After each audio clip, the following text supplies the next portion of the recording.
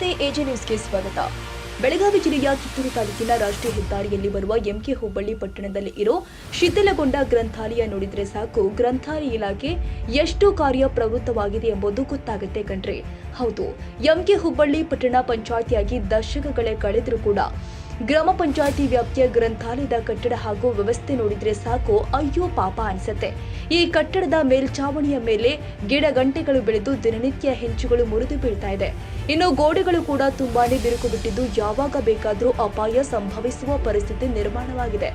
ಮೊದಲೇ ಮಳೆಗಾಲ ಇರೋದ್ರಿಂದ ಮಳೆ ನೀರು ಸೋರಿ ಸೋರಿ ಪುಸ್ತಕಗಳು ನೆನೀತಾ ಇದೆ. ಎಂಕೆ ಹುಬ್ಬಳ್ಳಿ ಪಟ್ಟಣವು ದಿನೇ ದಿನೇ ಅತ್ಯಂತ ವೇಗವಾಗಿ ಬೆಳೀತಾ ಇರೋದ್ರಿಂದ ಜನಸಂಖ್ಯೆಯೂ ಕೂಡ ಹೆಚ್ಚಾಗ್ತಾ ಇದೆ. ಇನ್ನು ಪಟ್ಟಣ ಪಂಚಾಯಿತಿ ಮಟ್ಟದ ಗ್ರಂಥಾಲಯ ಆಗಬೇಕಾಗಿದ್ದು, ಇಲ್ಲಿ ತನಕ ಕೂಡ ಗ್ರಾಮ ಪಂಚಾಯಿತಿ ಮಟ್ಟದ್ದೇ ಇದೆ.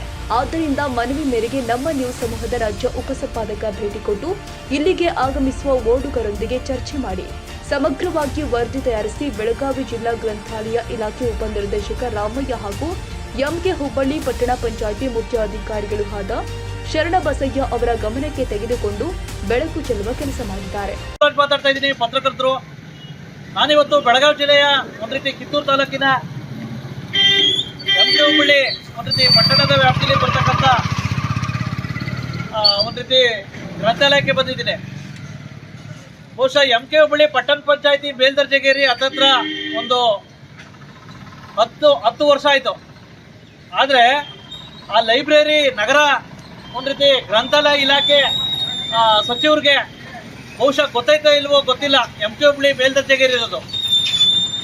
ಯಾಕಪ್ಪ ಅಂತಂದರೆ ಇದು ಗ್ರಾಮ ಪಂಚಾಯಿತಿ ಯಾವಾಗಿತ್ತೋ ಅವಾಗ ಲೈಬ್ರರಿ ಇತ್ತು, ಅದೇ ರೀತಿ ಇದೆ.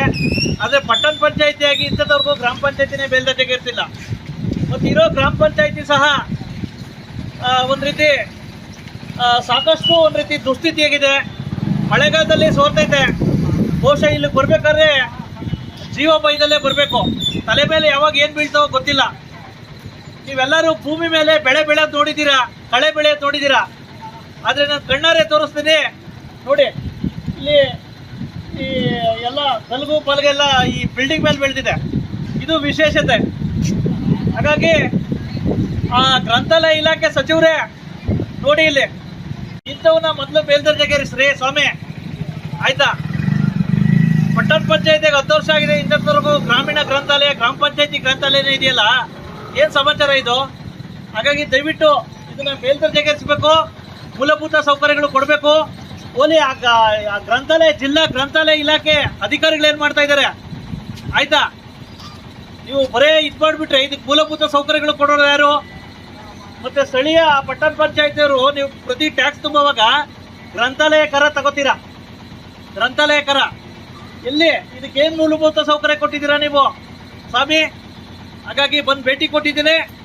ದಯವಿಟ್ಟು ಕೂಡಲೇ ಈ ಒಂದು ಗ್ರಂಥಾಲಯವನ್ನು ಮೇಲ್ದರ್ಜೆಗೇರಿಸಬೇಕು. ಮತ್ತು ಇರ್ತಕ್ಕಂಥ ಈ ಗ್ರಂಥಾಲಯಕ್ಕೆ ಅಗತ್ಯ ಮೂಲಭೂತ ಸೌಕರ್ಯ ಕೊಡಬೇಕು. ಮತ್ತು ಹೆಚ್ಚಿನ ಒಂದು ರೀತಿ ಸುಸಜ್ಜಿತ ಸಲಕರಣೆ ಕೊಟ್ಟು ಇದು ಮಾಡಬೇಕು ಅಂತ ಹೇಳ್ಬಿಟ್ಟು ಇದನ್ನ ಟ್ವೀಟ್ ಮಾಡ್ತಾ ಇದ್ದೀನಿ. ನಮಸ್ಕಾರ ರೀ. ಏನು ಇದು ನಿಮ್ದಕ್ಕೆ ಗ್ರಂಥಾಲಯಕ್ಕೆ ಹೆಂಗೆ ಸಮಸ್ಯೆ ಐತೆ? ಭಾಳ ವರ್ಷ ಸಮಸ್ಯೆ ಐತೆ. ಏನೇನು ಸಮಸ್ಯೆ ಐತೆ? ಲೈಬ್ರರಿ ಸೋರ್ತೈತೆ, ಲೈಬ್ರರಿ ಸ್ವಚ್ಛತೆ ಇಲ್ಲ. ಮತ್ತೆ ಮ್ಯಾಗಿನ ಕಾಟ ಇದು ಬೀಳೈತಿ, ಯಾವಾಗ ಬೀಳ್ತೈತೆ, ಯಾವಾಗ ಬೀಳಂಗ ತಲೆಯಾಗ ಗೊತ್ತಾಗ ಪೇಪರ್ ಓದಕ್ಕೆ ಬರ್ತಿರಲ್ಲ. ಇದು ಆಗ್ಬೋದು. ಯಾರಿಗೆ ಹೇಳಿದ್ರೆ ಏನೂ ಇದಲ್ಲ. ಓಕೆ, ಪಂಚಾಯತ್ ಹೇಳಿದ್ರು, ಇಲ್ಲಿ ಲೈಬ್ರರಿ ಯೂಸ್ ಹೇಳಿದ್ರು, ಏನೂ ಅವ್ರಿಗೆ ಇದಲ್ಲ. ನಮ್ಗೆ ಸ್ವಚ್ಛತೆ ಇರಲಿ, ಸ್ವಚ್ಛತೆ ಮತ್ತು ಗಟ್ಟಿ ಇರ್ಲವ, ನಮ್ಗೆ ಬರಕ್ಕೆ ಅನ್ಕಿಲ್ ಬರಂಗಿಲ್ಲ. ಓದಕ್ಕೆ ಬರ್ತಿದ್ವಿ, ಬಂದ ಇದಾಗ್ತೈತಿ.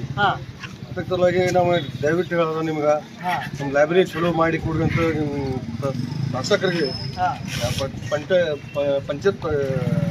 ಪಟ್ಟಣ ಪಂಚಾಯತಿಗೆ ಅವ್ರಿಗೆ ಹೇಳೋದು ನಿಮ್ಗೆ.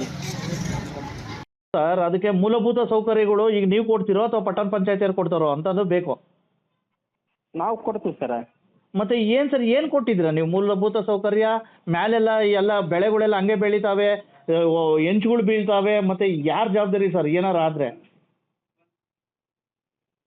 ಇಲ್ಲ ಸರ್, ಅದು ಆಕ್ಚುಲಿ ನಮ್ಮ ಕಾಂಟಿಜೆನ್ಸಿದಲ್ಲಿ ನಾವು ಇದು ತಗೊಂಡಿದ್ದೀವಿ. ಬಿಲ್ಡಿಂಗ್ ಏನಾರು ಮಾಡ್ಕೋಬೇಕಂದ್ರೆ ನಮ್ಮ ಹೆಸರಿಗೆ ಇರ್ಬೇಕು ಸರ್ ಅದು. ಮೇಂಟೆನೆನ್ಸ್ಗೆ ನಮ್ಗೆ ಇರ್ತದೆ ಸರ್. ಹಾಂ ಆ ಬಿಲ್ಡಿಂಗ್ ನಮ್ದು ಇಲ್ಲಲ್ಲ, ನಾವು ಯಾವುದೇ ಆಗಲಿ ಹಿಂಗೆ ದೊಡ್ಡ ಮಟ್ಟದಲ್ಲಿ ಖರ್ಚು ಮಾಡಕ್ ಬರಲ್ಲ ಸರ್ ಅದು. ಈಗ ಚೀಫ್ ಆಫೀಸರ್ ಸಾಹೇಬ್ರು ಏನಂತ ಹೇಳಿದ್ದಾರೆ, ಅಲ್ಲಿರ್ತಕ್ಕಂಥ ಸ್ವಚ್ಛತೆ ಇರ್ಬೋದು ಅದೇನಾಯ್ತೋ ನಾವು ಮಾಡ್ತೀವಿ, ಬಟ್ ಅದಕ್ಕೆ ಮೇಂಟೆನೆನ್ಸು ಕರೆಕ್ಟಾಗಿ ಇದು ಮಾಡ್ಕೊಕೊಡಿ ಮತ್ತೆ ಸಲಕರಣೆ ಕೊಡ್ಕೊಕೊಡಿ ಅಂತ ಅವ್ರು ಹೇಳ್ತಾ ಇದ್ದಾರೆ ಈಗ. ಆಯ್ತು ಸರ್, ಅದು ಮಾಡಿಸ್ತೀನಿ ಸರ್. ನೀವು ಅಲ್ರಿ ಸಾಹೇಬ್ರೆ, ನೀವು ಅದೇ ಜವಾಬ್ದಾರಿ ಪರ್ಸನ್ನು, ನೀವು 5 ವರ್ಷ ಆಗೈತೆ ಬಂದು ಇನ್ನೂ ಮಾಡಿಲ್ಲ ಅಂದ್ರೆ ಏನು ಅರ್ಥ? ಇದು ಪಟ್ಟಣ ಪಂಚಾಯತಿ ಮೇಲ್ದರ್ಜೆಗೇರಿ 10 ವರ್ಷ ಆಗಿದೆ. ಇಲ್ಲಿ ಗ್ರಾಮ ಪಂಚಾಯತ್ ಇದೆ, ನಗರ ಗ್ರಂಥಾಲಯ ಇದೆ. ಆಕ್ಚುಲಿ ಮೇಲ್ದರ್ಜೆಗೇರಿ ಇಲ್ಲ, ಯಾತದಿಲ್ಲ. ಎಲ್ಲ ಪಟ್ಟಣ ಪಂಚಾಯತಿಗಳಿಗೆಲ್ಲ ಎಲ್ಲ ಚೆನ್ನಾಗಾಗಿದೆ ಗ್ರಂಥಾಲಯಗಳು. ಇಲ್ಲೇ ದುರ್ದೈವ ಯಾಕೆ ಹಿಂಗಾಗಿದೆ ಅಂತ. ಇಲ್ಲ ಸರ್, ಅದು ಲಾಸ್ಟ್ ಟೈಮು ನಾನು ಮಾಡಿಸ್ಕೊಟ್ಟಿದ್ದೀನಿ ಸರ್. ಲಾಸ್ಟ್ ಟೈಮ್ ಇದು ಮಾಡಿಸ್ಕೊಟ್ಟಿದ್ದೀನಿ, ಅದು ಏನಾದ್ರು ಮತ್ತೆ ಬಂದು ನೋಡಿಕೊಂಡು ನಾನು ಮಾಡಿಸ್ಕೊಡ್ತೀನಿ. ನೀವು ಇದು ನ್ಯೂಸ್ ಪ್ರಕಟಣೆ ಮಾಡ್ತಾ ಇದ್ದೀವಿ, ದಯವಿಟ್ಟು ಕೂಡಲೇ ನ್ಯೂಸ್ ಆಗಿದ ತಕ್ಷಣ ಬಂದು ಭೇಟಿ ಕೊಟ್ಟು ಕೂಡಲೇ ಮೂಲಭೂತ ಸೌಕರ್ಯಗಳು ದೊರಕಿಕೊಡಿ. ಇಲ್ಲಾಂದ್ರೆ ನಾನು ಹೆಂಗೋ ಅಧಿವೇಶನ ನಡೀತಾ ಇದೆ, ಚುಕ್ಕೆ ಪ್ರಶ್ನೆ ಕೇಳಿಸ್ಬಿಡ್ತೀನಿ. ಯಾರ್ದವ್ರ ಚುಕ್ಕೆ ಪ್ರಶ್ನೆ ಕೇಳಿಸ್ಬಿಡ್ತೀನಿ ನಾನು ಇಲ್ಲ ಸಮಸ್ಯೆ ಬಗ್ಗೆ. ಇಲ್ಲಿ ಕೊಡ್ತೀನಿ ನೋಡಿ, ಚೀಫ್ ಆಫೀಸರ್ ಸಾಹೇಬರು ಮಾತಾಡ್ತಾರೆ.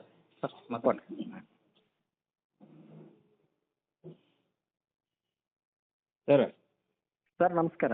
ನಮಸ್ಕಾರ ಸರ್. ಈಗ ಸ್ವಲ್ಪ ಅವಾಗಲೇ ನಾನು ನಿಮ್ಮ ಕೇರ್ ಟೇಕರ್ ಅದರಲ್ಲ ಇಲ್ಲಿ, ಹ್ಞೂ ಸರ್, ಅವ್ರಿಗೂ ಮಾತಾಡೀನಿ, ಹೇಳಿನಿ. ಅವಾಗಲೇ ಸಣ್ಣ ಪುಟ್ಟ ಏನೇನಿದಾವೆ ಅವನ್ನೆಲ್ಲ ನಮ್ಮ ಕಡೆಯಿಂದ ನಾವೆಲ್ಲ ಅವ್ರು ಹೇಳಿದಂಗೆಲ್ಲ ಮಾಡಿಸ್ಕೊಟ್ಟಿದ್ವಿ. ಹ್ಞೂ ಸರ್. ಈಗೆಲ್ಲ ಒಂದು 25-30 ಜನ ಎಲ್ಲ ಹುಡುಗರು ಎಲ್ಲರೂ ಬಂದಾರ ಸ್ಟೂಡೆಂಟ್ಸ್.